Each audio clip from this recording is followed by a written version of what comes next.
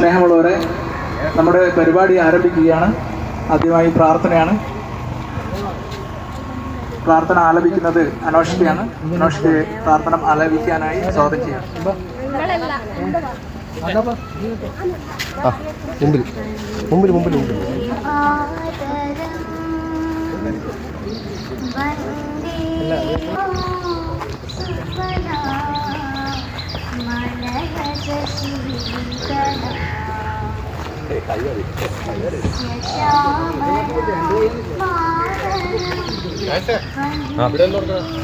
അറിയാനുണ്ട്.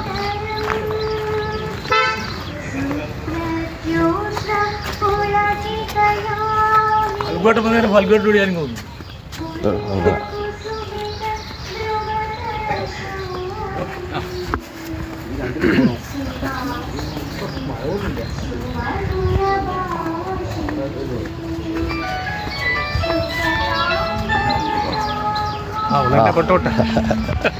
വിവിധ ഭാഗത്തു നിന്നുള്ള ആളുകളെ അവരുടെ മതം തിരക്കി. നമുക്കറിയാം, കഴിഞ്ഞ കുറേ വർഷങ്ങളായി ഭാരതത്തിനകത്ത് ആധിപത്യം ശ്രമിക്കുന്ന ആഗോള ഇസ്ലാമിക ഭീകരശക്തികളുടെ പിണിയാളുകൾ നിരകാലങ്ങൾ ഉണ്ടായിരുന്നു. എന്നാൽ ഈ അടുത്ത കാലത്ത് ഈ അക്രമങ്ങൾ നടന്ന ഈ ഭീകര അക്രമത്തിൽ ഏതറ്റം വരെയും പോയി തിരിച്ചടിക്കുമെന്ന ഭാരതത്തിന്റെ ഭരണാധികാരികളുടെ പ്രഖ്യാപനം നമുക്കെല്ലാവർക്കും ആവേശമുണർത്തുന്നതായിരുന്നു. ഭീകരരെ അടിച്ചമർത്തി ജീവിക്കുവാനുള്ള ഭാരത അതിനെല്ലാവിധ ഒത്താശകളും ചെയ്തു കൊടുക്കുന്ന ഭാരതത്തിലെ മുഴുവൻ ജനങ്ങൾക്കും ഇതൊരു മാതൃകയായിരുന്നു.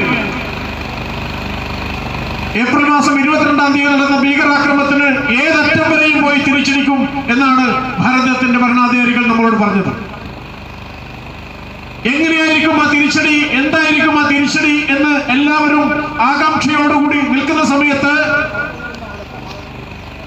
ഈ കഴിഞ്ഞ 7-ാം തീയതി ലോകത്തിന് മുഴുവൻ സാക്ഷിയാക്കിക്കൊണ്ട് പാകിസ്ഥാന്റെ മണ്ണിലുള്ള ഭീകര കേന്ദ്രങ്ങളെ അവിടുത്തെ സാധാരണക്കാരിൽ ഒരാളെ പോലും ആക്രമിക്കാതെ ഭീകരവാദികളെ, അവരുടെ കേന്ദ്രങ്ങളെ ശക്തമായി തകർത്തുകൊണ്ടുള്ള ഒരു തിരിച്ചടി നമ്മളെല്ലാം കണ്ടു. ആ തിരിച്ചടിക്ക് പാകിസ്ഥാൻ തിരിച്ചടിക്കുമെന്ന് പ്രഖ്യാപിച്ചു. തയ്യാറായിക്കൊണ്ട് നമ്മൾ നിൽക്കുകയുണ്ടായി. പിന്നീട് നമുക്ക് കാണാൻ സാധിച്ചു, അത്യന്താധുനിക സംവിധാനങ്ങളോടുകൂടി, ലോകത്തിന്റെ മികവോടുകൂടി, ലോകത്തിലെ ഒരു ശക്തിക്കും സാധിക്കാത്ത തരത്തിൽ നമ്മൾ തിരിച്ചടിച്ചു. എല്ലാവിധ ആധുനിക സാങ്കേതിക വിദ്യകളും എല്ലാവിധ സാങ്കേതിക ആയുധങ്ങളും ഉപയോഗിച്ചുകൊണ്ട്, എല്ലാ ബുദ്ധിശക്തിയും ഉപയോഗിച്ചുകൊണ്ട് ഒരു പൊഴുതു പോലുമില്ലാതെ ഭാരതം ഭീകരവാദികളെ തകർക്കുവാൻ തയ്യാറായി. എന്നാൽ പാകിസ്ഥാനെ തകർക്കുവാനുള്ള യുദ്ധമായിരുന്നില്ല എന്ന് വാസ്തവമാണ്. ഭാരതം അന്നും ഇന്നും എന്നും പറഞ്ഞത് ഭാരതത്തിന്റെ ശക്തി ഒരു ശക്തിയെയും കീഴടക്കുവാൻ പോകുന്നില്ല. എന്നാൽ ഭാരതീയരെ തിരിച്ചടിച്ചാൽ ശക്തമായി തിരിച്ചടിക്കുമെന്നായിരുന്നു. അതുകൊണ്ട് തന്നെ പാകിസ്ഥാനുമായി അതിന് ശക്തമായ പ്രതികാരം ചെയ്യുമെന്ന് ഉറപ്പിച്ചു വന്നിരുന്ന ഭാരതത്തിന്റെ സേനാ വിഭാഗത്തിന്റെ അതുല്യമായ പ്രതിഭാശക്തി കൊണ്ട് നമുക്ക് ഭാരതത്തിന്റെ എതിരാളികളെ നേരിടുവാൻ സാധിച്ചു.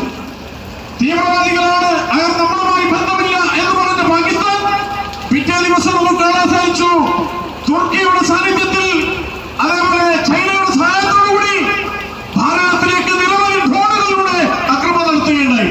ഒരൊറ്റ ഡ്രോൺ പോലും ലക്ഷ്യം വേണാതെ ഭാരതത്തിന്റെ വീരസൈനികർ അതെല്ലാം തകർത്തെറിഞ്ഞത് മാത്രമല്ല, ഇതേ ഡ്രോണുകളുടെ അക്രമം പോലെ തിരിച്ചക്രമിക്കാൻ തയ്യാറായി. എന്താണ് അക്രമം?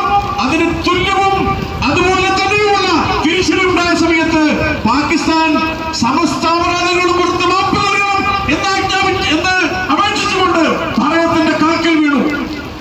എന്നാൽ ഭാരതത്തിലെ മുഴുവൻ ജനങ്ങളും ഒന്നിച്ചു നിന്ന് ഈ ശക്തികളെ തുരത്തുവാൻ ഭാരതത്തിന്റെ ഭരണാധികാരികൾക്കും സൈന്യത്തിനും പിന്തുണ പ്രഖ്യാപിച്ച സമയത്ത് ലോകം മുഴുവൻ ഭാരതത്തിന്റെ പിന്നാലെ അണിനിരക്കുന്ന കാഴ്ചയാണ് നമുക്ക് കാണാൻ സാധിച്ചത്. ഇന്ന്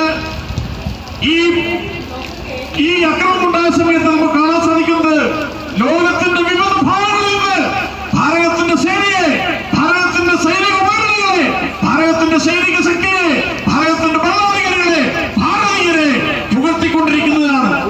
എങ്ങനെയാണോ ഈ ലോകത്തിന് മുന്നിൽ അക്രമത്തെ തിരിച്ചടിക്കണമെന്ന് ലോകത്തിന് കാണിച്ചു കൊടുത്ത ഈ അതുല്യ ശക്തികളായ ഭാരതത്തിന്റെ സൈന്യത്തോടൊപ്പം മുഴുവൻ ആളുകളും നിൽക്കേണ്ടത് വളരെ കാലഘട്ടത്തിന് ആവശ്യമാണ്. നമ്മളെല്ലാവരും ഒത്തൊരുമിച്ച് ജാതിഭേദ രാഷ്ട്രീയ വൈരാഗ്യങ്ങൾ മറന്നു ഈ രാഷ്ട്രത്തെ സംരക്ഷിക്കുവാൻ, ഈ നാട്ടിലെ ഓരോ ജനതയും സംരക്ഷിക്കുവാൻ അഹോരാത്രം രക്തപ്പെടുന്ന ഭാരതത്തിന്റെ സൈന്യത്തിന് അഭിവാദ്യം അർപ്പിച്ചുകൊണ്ട്, അതിനെ നയിക്കുന്ന ഗവൺമെന്റിന് അഭിവാദ്യങ്ങൾ അർപ്പിച്ചുകൊണ്ട് ഭാരതത്തിലാകമാനം ഭാരതീയർ ഒത്തൊരുമിച്ച് ആഹ്ലാദ നൃത്തം ചവിട്ടുകയാണ്.